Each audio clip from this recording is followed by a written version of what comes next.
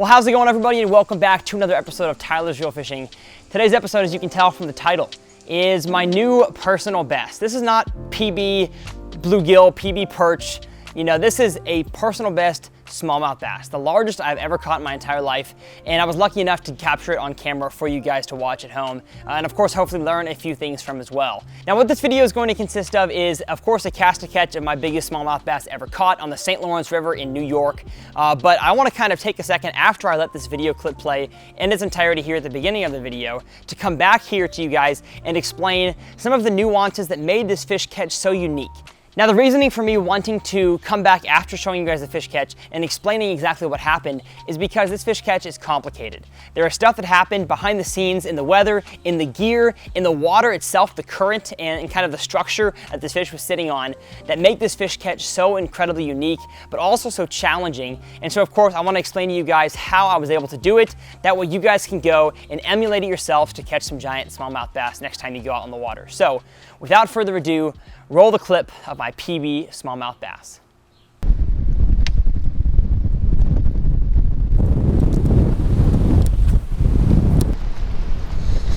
Is that a bed right there?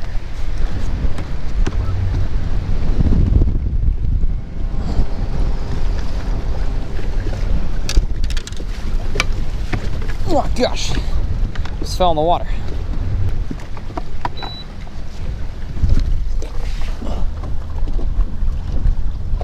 Can't see. Holy crap, that's a 5-pounder. No. There's a 5-pounder right there. I'm dead serious. Literally right in the middle of that thing. Cool. You want to catch him? No, you go for it. I want to lead you to one. I found a fish, folks. Also, my 5-pounder. Yeah. Spot lock us? Yeah, I'm trying to spot lock us. A little bit hard, but we'll try. Good gosh. It's way over there. Maybe if I can self-flog it. Yeah, run the trolling motor. Try to keep us. I mean, he's not getting spooked. So let me get really close or something. All right, I have hooked the giant. Oh, he just broke off. He broke your leader, Rob. He broke your leader. No, you broke my leader. Well. All right, he'll come back. He'll come back.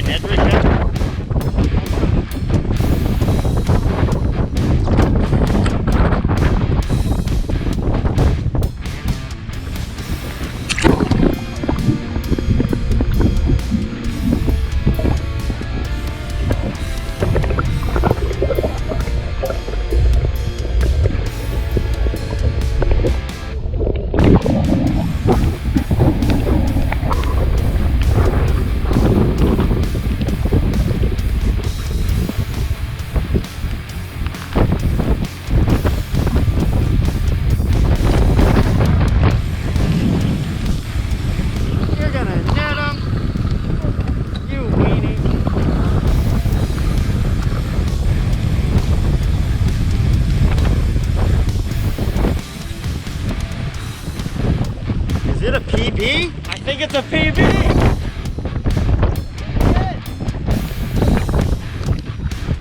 You gotta turn that boat around, sir.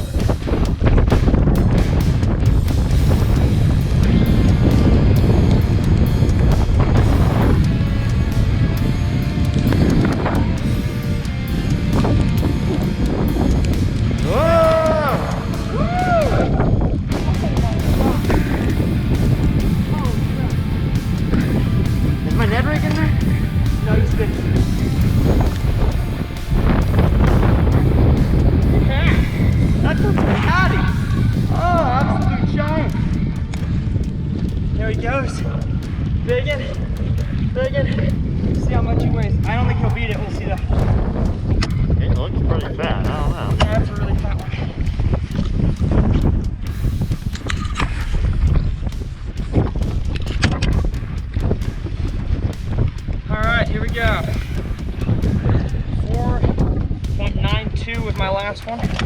Reset. Oh, fatty. That's a fatty.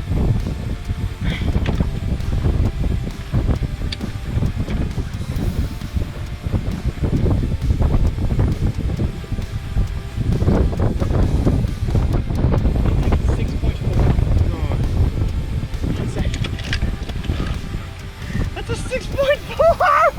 Holy crap! Man, that's crazy. It doesn't look like, you know, it's because it's so round. Sorry, it's better than 6.4. They won't lock. That's a new PB, 6.4. Absolute giant. We're sitting on the live well for 1 minute, get a picture, and then we'll be done.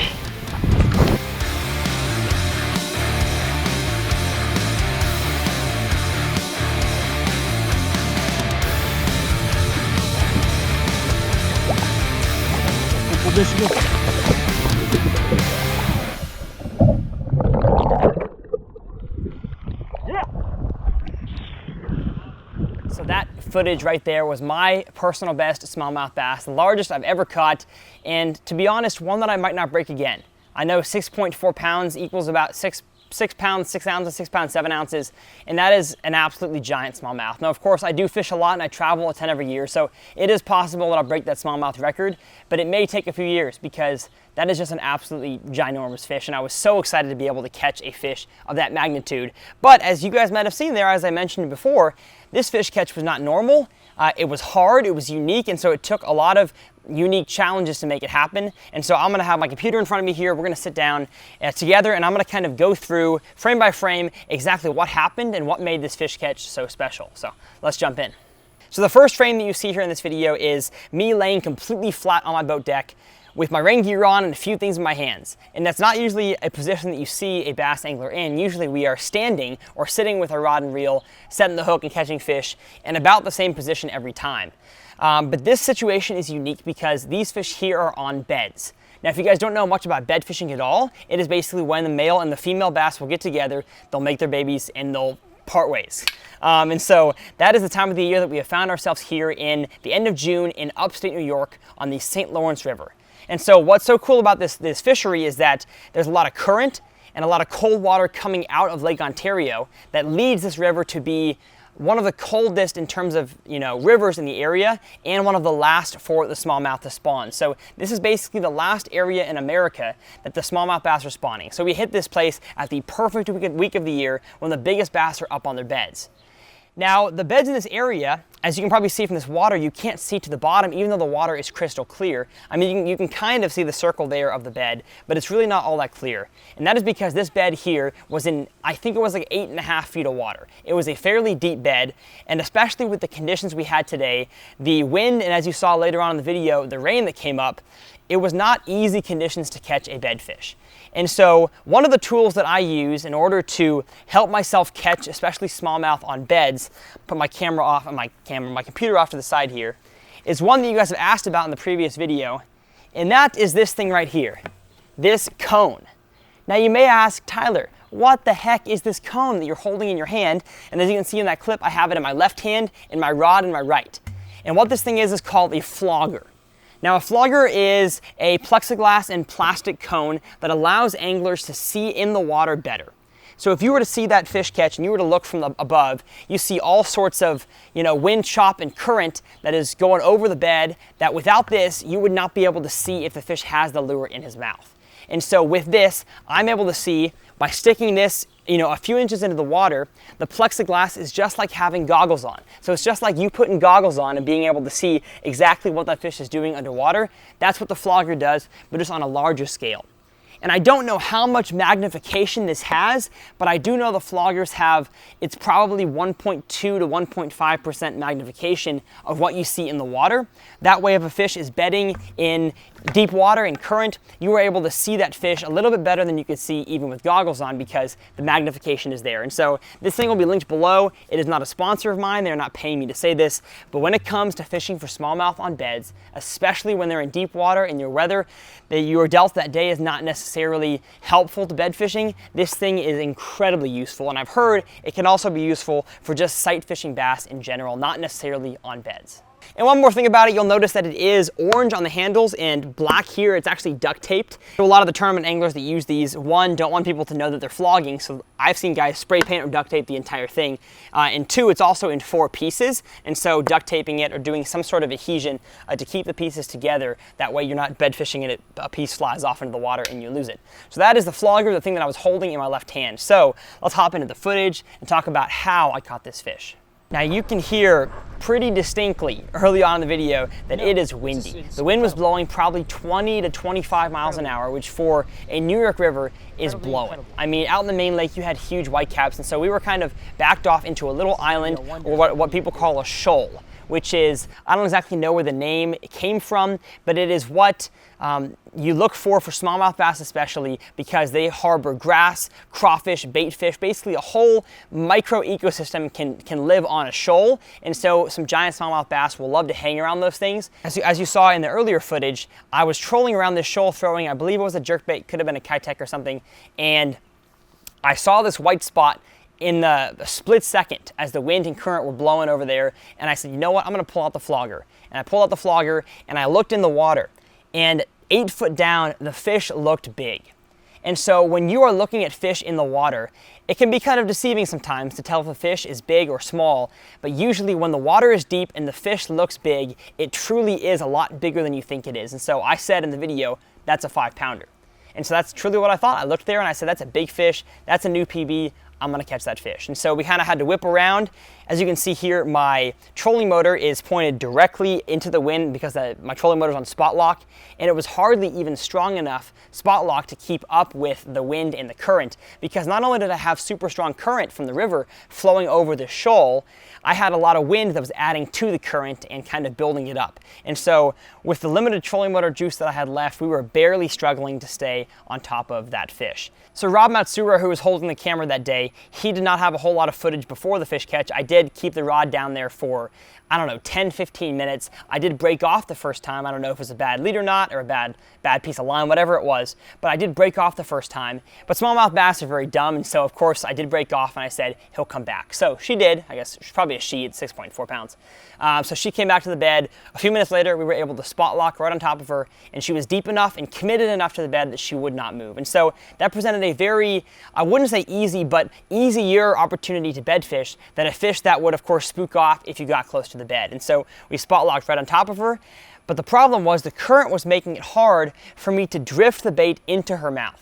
So smallmouth oftentimes will leave the bed when they see something and eat it, just because they're that aggressive. But this fish would not do that. This fish was staying in one spot in the bed with her head facing directly up the current, just kind of standing there, like not even moving. It was crazy to see. This fish was hardly, not even using its fins to move. It was just sitting perfectly still in the current, just like a trout would do.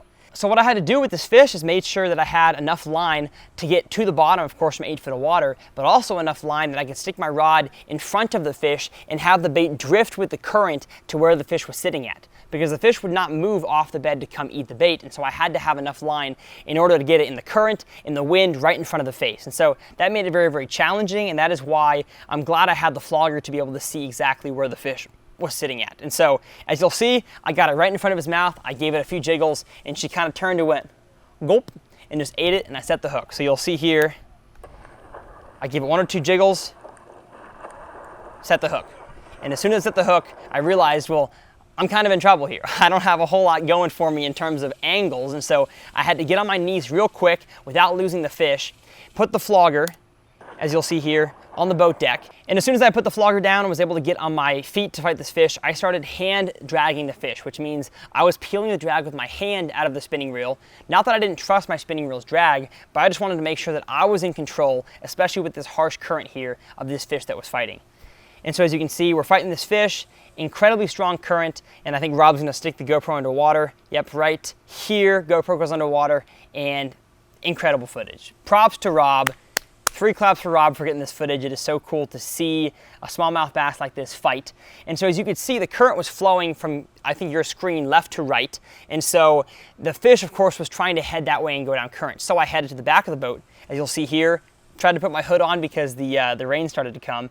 And also, I don't even know if you noticed this, off to the right, I'll kind of scroll backwards here, there was a Coast Guard or something that was watching me fight my fish. So pretty cool that he didn't stop me, even though I didn't have a license. That would have been a big hassle if I had been trying to fight this fish and being next to the Coast Guard. So hopefully he got a good entertainment from watching me fight this fish. And so, because this fish was so strong, I wanted to have very, very loose drag, but also didn't want to wear this fish out so much that by the time I got it in, it wasn't quite ready to go back in the water to be released. Because I've seen before, smallmouth bass oftentimes, people fight them too hard and they try to release them and the fish just doesn't have enough energy left. And so I wanted to have that proper balance of drag, but also getting the fish in the boat quickly. That way I could get some pictures and let it go. And so the current, of course, had me drifted down here. The fish took me underneath my engine and my power poles. And at this point in the video, I probably should have lost this fish. This was not a smart move on my part to allow the fish to go underneath the two sharpest points of my boat, the power poles and the propeller. But luckily the fish stayed deep enough that it didn't really matter. And so, I'm gonna keep playing here. I just said, you know, screw my hood being up. I don't need my hood to be up. And just kind of embrace the rain.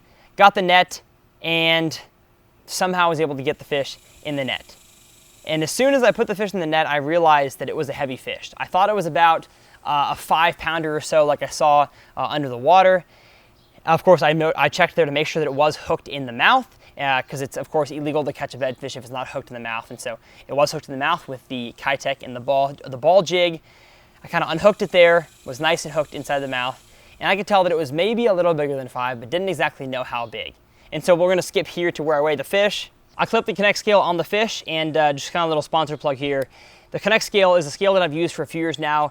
We've gone through quite a few revisions, and the scale that we use now is incredibly accurate. I love this thing. It is Bluetooth that connects to your phone, and it allows you in a tournament scenario to cull, and that way you know how much weight you have in your tournament bag. And so it'll be linked below with a discount code for 15% off. So I stick the fish on the scale, and as you can see by my mouth, I'm like, what? That thing is huge. I didn't even realize it was a 6.4 pounder, but looking at it in post, looking on the video, I can tell this thing is thick from head to tail. There's not a single part of this fish that is not a chunky fish. And so with that said, that is the fish catch.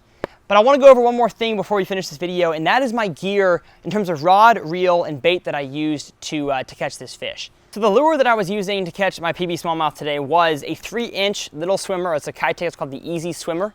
I believe this color is an IU. It is very, very similar to the goby or whatever kind of little shad they had there in the St. Lawrence River. And then the jig head that I used on it was a very specific jig head that is made for this size Kitech. Now, a lot of people I see make the mistake of having too big of a hook size for the swim bait they are throwing. And so I wanted to make sure that I had enough hook, of course, a strong enough hook to make sure the fish couldn't bend it out.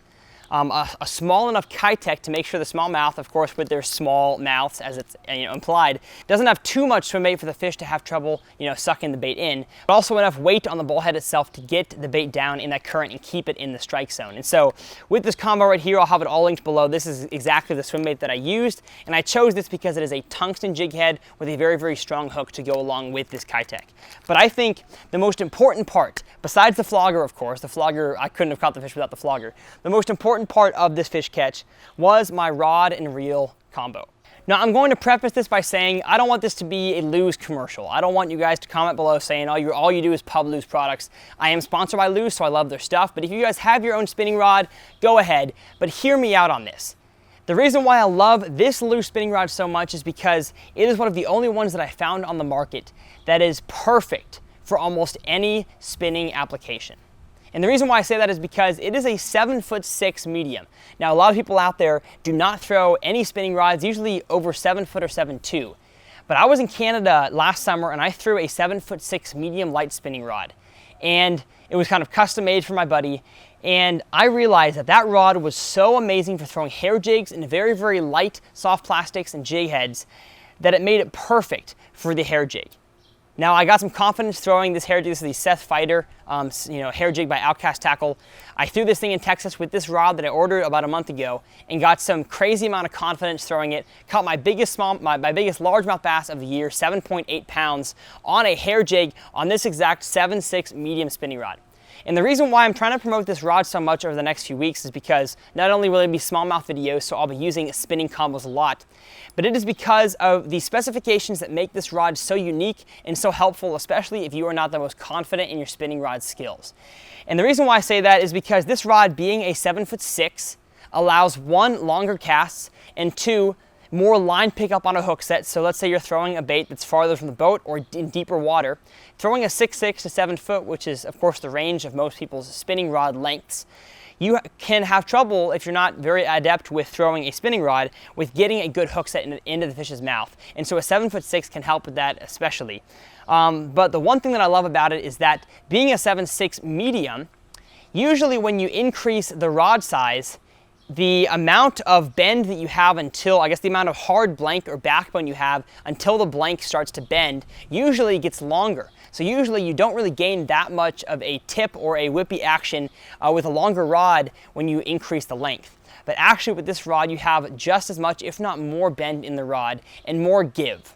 Now, give is a term that I use to say when a fish makes a dive with the boat or makes a dive when he's fighting you in, kind of give some extra pressure to the rod, that is the amount of space the rod has to bend. And this Lew's, I believe it's the Team Lew's Custom Pro Speed Stick or Speed Spin, has so much give to it that it is almost impossible to lose a big fish if you have your drag set right, because no matter what kind of big crazy run he makes, as you saw in this video, this 6.4 pound smallmouth made some crazy runs. This rod was long enough, but yet limber and whippy enough, had enough give to let this fish get in the boat. And so I can't say enough about this combo. I love this. I had it on 15-pound Seagar Smackdown braid, my favorite spinning rod braid, with Seagar 8-pound Tatsu leader, the highest fluorocarbon that Seagar makes. This is not only an incredible combo for kitex and hair jigs, but for drop shots, shaky heads. I'm probably going to switch to almost exclusively, if not exclusively, 7'6" medium spinning rods for next year's arsenal. So that is the video, everybody. I hope that you enjoyed, and of course I hope that you learned something about how to catch big smallmouth bass on beds. It is an awesome experience for me to be able to make these videos for you guys and take you on my adventures with me. So if you have not subscribed, please hit the subscribe button below to join the TRF family. I have some awesome videos coming up in the next series called the New York Giant series. I believe this video and the last 2 were also part of the series. So if you missed those videos, they'll be linked over here in this corner. But I just want you guys to know that I appreciate all the support. You guys are incredible. All this gear will be linked below, from the rod, the reel, to the flogger and the baits. And we'll see you guys on the next episode of Tyler's Reel Fishing.